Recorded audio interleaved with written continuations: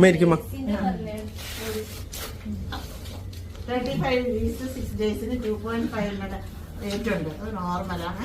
ഇനി കുറച്ചുകൂടി ആവാനുള്ള സമയമുണ്ട്. ഇനി ഒരു മാസം കൂടി ഉണ്ട്. ഇനി ഒരു മാസം കൂടി ഉണ്ട്.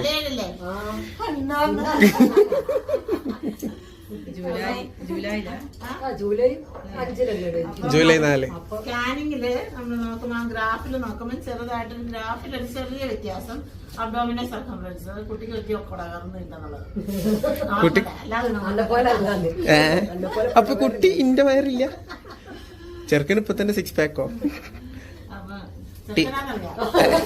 ചെറുക്കനാണല്ലേ? സത്യം പറഞ്ഞോളേ. അല്ലേ അല്ലേ? സത്യം പറഞ്ഞോളേ അല്ലേ?